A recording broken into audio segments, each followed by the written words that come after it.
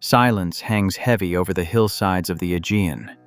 Stone walls stand gutted against the sky, their windows empty as the eye sockets of a skull.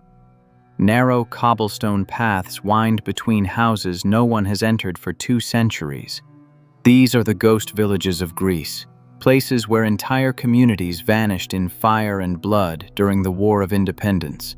Walk through their ruins today and you can still feel the weight of what happened here. The stones remember what history tried to forget. Between 1821 and 1829, the Greek people fought a desperate war to throw off 4 centuries of Ottoman rule. It was a conflict without mercy, where civilians became targets and entire populations were considered fair game. Villages that dared to support the revolution, or were simply suspected of harboring rebels, faced annihilation. The Ottomans and their Egyptian allies understood that crushing Greek resistance meant more than defeating armies. It meant erasing communities, burning homes, enslaving women and children, and leaving behind only empty shells where life once thrived. Today, scattered across the islands and mountains of Greece, these ghost villages stand as monuments to a war that consumed everything in its path. In March of 1821, Bishop Germanos raised the flag of rebellion at the monastery of Agia Lavra, near Kalavrita. The Greek War of Independence had begun. After nearly 400 years under Ottoman control, the Greeks were finally rising up to reclaim their homeland. The revolution spread like wildfire across the Peloponnese, the islands, and into the mountains of central Greece. Villages became battlegrounds. Churches transformed into fortresses. Farmers became soldiers overnight. But this uprising came at a catastrophic price. The Ottoman Empire, already fighting internal rebellions and external threats, responded with brutal efficiency. Sultan Mahmud II viewed the Greek revolt not just as an insurrection, but as an existential threat to imperial authority. His orders were clear: make examples of rebellious communities. Show the consequences of defiance. The result was a series of massacres and systematic destructions that would leave entire regions depopulated, their villages abandoned to the wind and silence.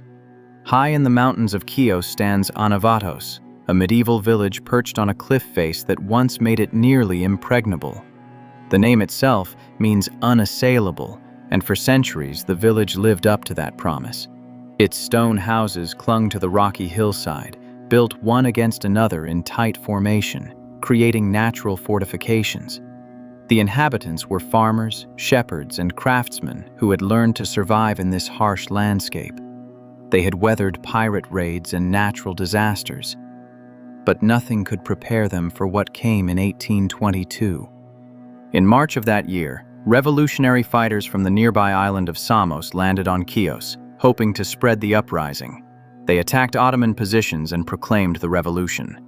Most of Chios's population wanted no part of the fight. The island was prosperous, its merchant families wealthy from the mastic trade. They knew that rebellion would bring devastation. They were right. Within weeks, a massive Ottoman fleet appeared off the coast, carrying tens of thousands of troops. What followed became known as the Chios Massacre, one of the most notorious atrocities of the entire war. The Ottoman forces swept across the island with orders to crush all resistance. Village after village was burned. Men were slaughtered in the streets. Women and children were rounded up for the slave markets. When the soldiers reached Anavatos in early June, the villagers faced an impossible choice. According to local tradition and accounts passed down through generations, the people of Anavatos refused to surrender.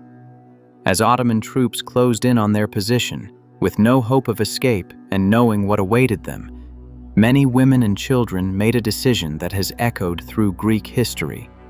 They walked to the edge of the cliff, known today as the precipice of the women, and threw themselves into the void below. The exact number who died this way has been debated, with estimates varying widely. Some sources suggest several hundred people, while others indicate the toll could have reached as high as 1,500 when counting all casualties from the siege.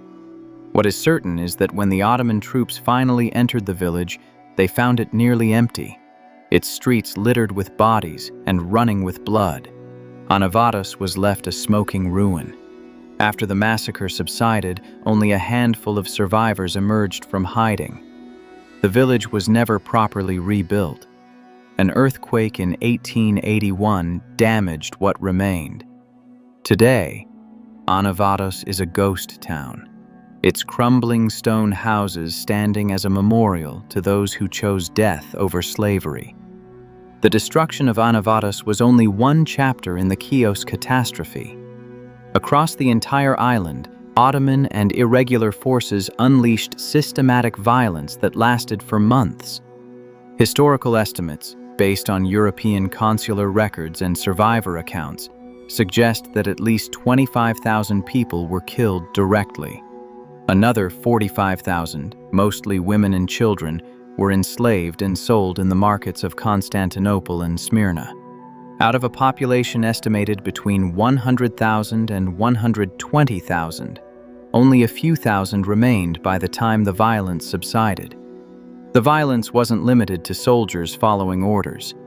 Religious authorities encouraged the troops to view the recapture of Chios as a holy war. Thousands of irregular fighters crossed from the Turkish mainland in small boats, eager to participate in the plunder. Even the mastic-growing villages in the south, which had initially been spared on the Sultan's orders due to their economic value, were eventually swept up in the carnage after Greek naval forces retaliated by destroying the Ottoman flagship. Churches became charnel houses. The monastery of Naumoni, famous for its Byzantine mosaics, saw hundreds of its inhabitants massacred within its walls. To this day, the skulls and bones of victims are preserved there as a reminder of what occurred. Entire families were wiped out. Prominent merchants and officials were tortured and executed, their heads sent to Constantinople as trophies.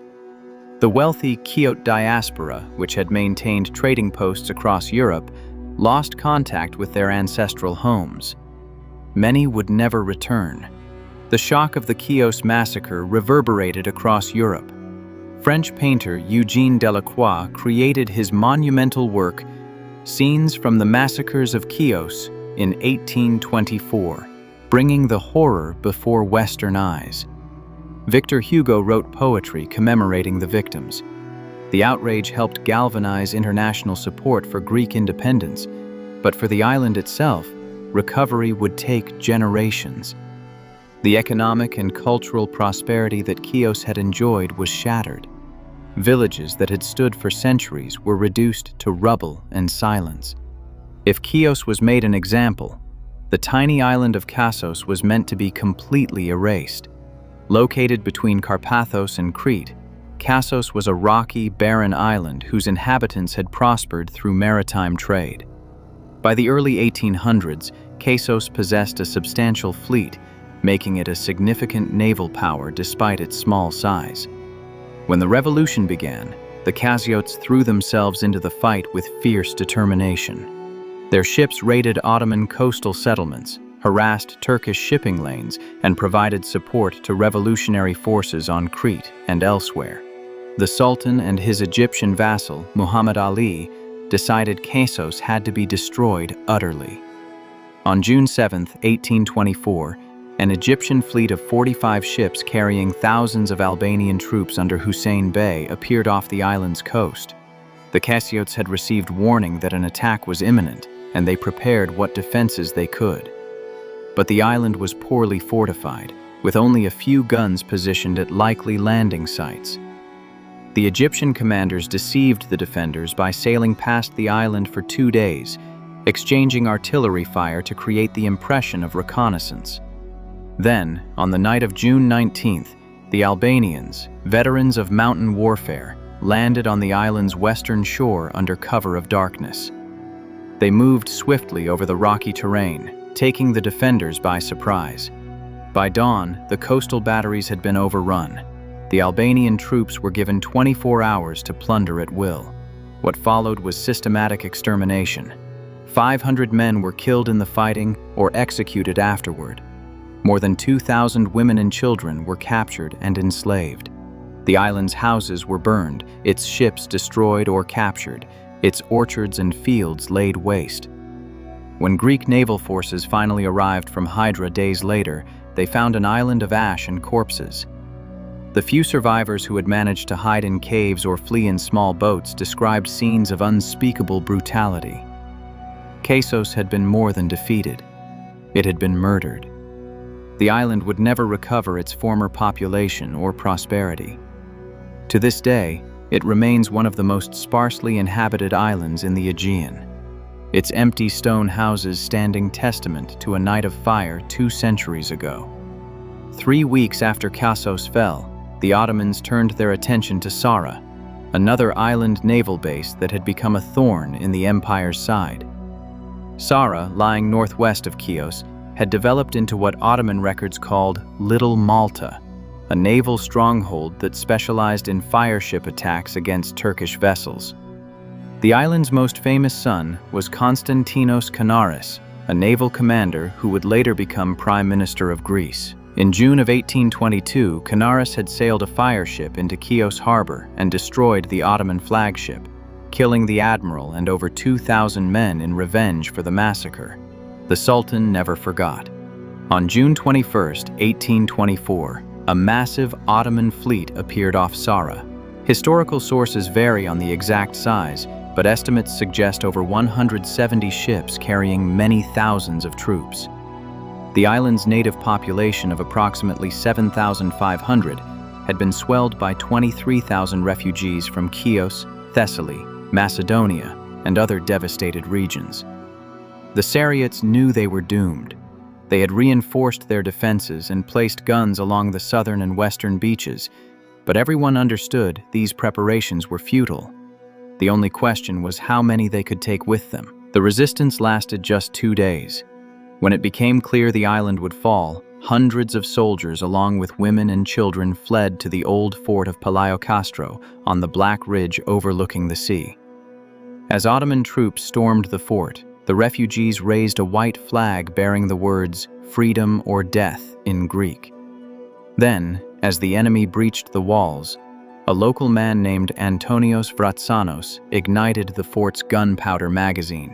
The explosion killed hundreds, Greeks and Turks alike, including an estimated 2,000 Ottoman soldiers, in a final act of defiance that would inspire poets and painters for generations. When the killing stopped, estimates suggest 17,000 to 18,000 Sariots had been massacred or enslaved. Of the island's fleet, only 16 ships escaped, including 7 fireships under Admiral Kanaris. The island was left completely deserted, a landscape of burned houses and scattered bones.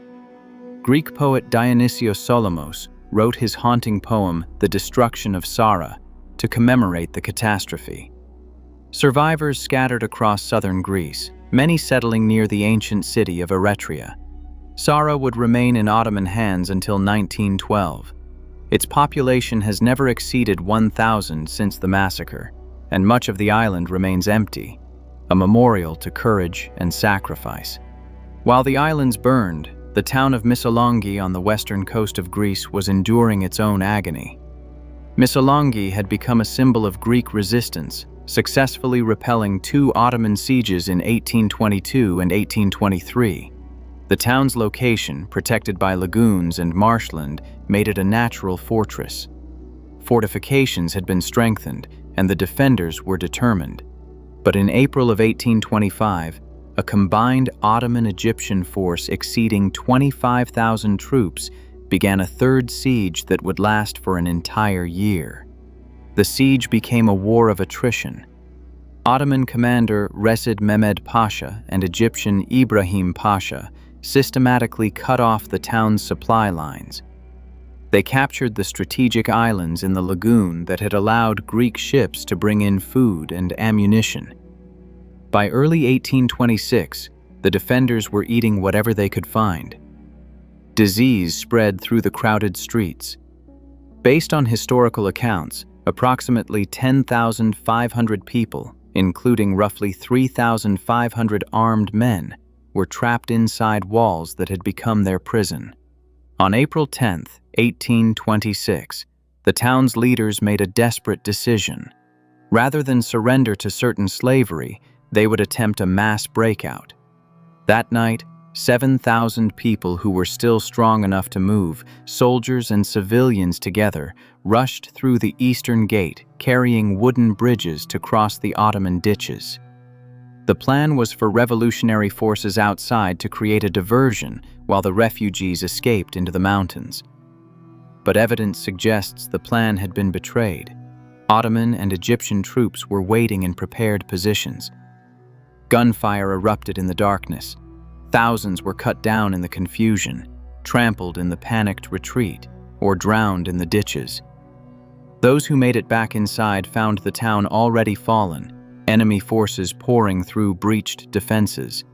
The slaughter continued through the night and into the next day. Historical estimates suggest approximately 3,000 men were killed in the exodus and subsequent fighting. 6,000 women and children were captured and sold into slavery in Constantinople and Alexandria. Those too weak to flee chose to blow themselves up with the remaining gunpowder rather than face capture. Ottoman troops displayed 3,000 severed Greek heads on the town's walls as a warning to other rebels. The heroism of Missolonghi's defenders and the brutality of their end shocked Europe even more than Chios had.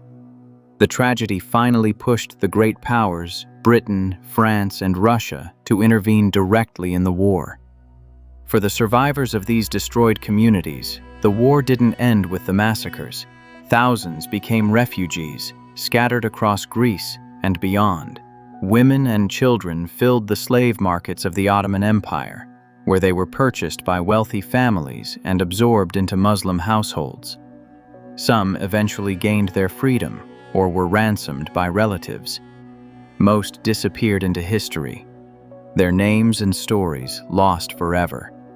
The Greek diaspora expanded dramatically as survivors fled to Italy, France, Russia, Egypt, and as far as the United States. The demographic impact on Greece was staggering. Entire regions were depopulated. Islands that had supported thousands now counted inhabitants in the hundreds. Villages that had stood for centuries were abandoned to the elements. Without people to maintain them, stone houses collapsed, roads disappeared under vegetation, and churches crumbled. The cultural and economic networks that had sustained these communities were severed. Traditional crafts, local dialects, and family histories were lost as survivors dispersed and struggled to rebuild their lives elsewhere. The population of Chios, which some scholars believe approached 120,000 before the massacre, had plummeted to around 20,000 by 1827. Psara's population before the destruction was 7,500. It has never risen above 1,000 since then. Today, the ghost villages of the Greek War of Independence have become pilgrimage sites and open-air museums. At Anavatos on Chios, visitors can walk the narrow stone pathways between ruined houses and stand at the precipice where hundreds chose death over slavery. The Church of Taxiarchus still stands, one of the few buildings that has been partially preserved. From the heights, you can see across the island to the Turkish coast, a reminder of how close the enemy was and how trapped the defenders must have felt. Archaeological work at these sites has uncovered evidence that confirms the historical accounts. At Neomoni Monastery, the ossuary holds the bones of massacre victims, carefully preserved as both relic and warning. In Psara, excavations have revealed burn layers from 1824 and personal items left behind as families fled for the ships.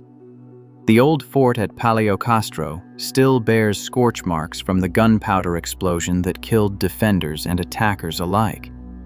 These villages have become symbols in modern Greece, representing both the cost of freedom and the resilience of the Greek people. Anavatos was formally recognized as a preserved historical monument.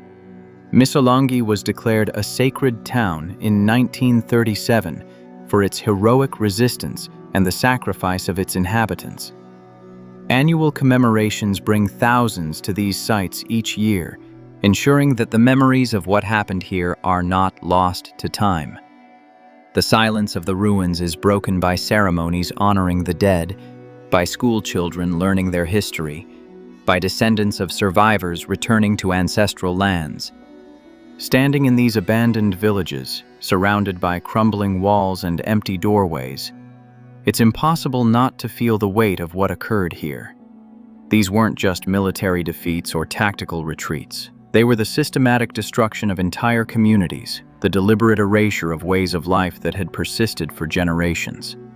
The ghosts of Anavatos, Kasos, Psara, and 100 other devastated settlements remind us that independence came at a price measured in blood and ashes.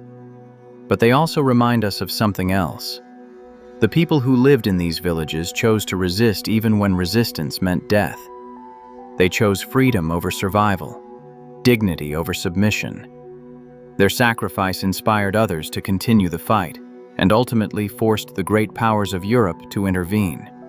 By 1829, Greece had won its independence. The new nation was built on the ruins of these ghost villages and consecrated by the blood of their inhabitants.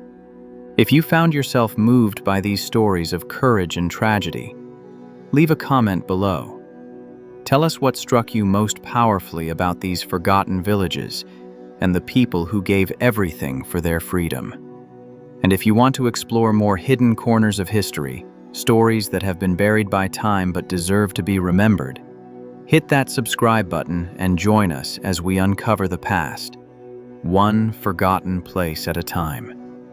Because some sacrifices should never be forgotten, no matter how much time has passed.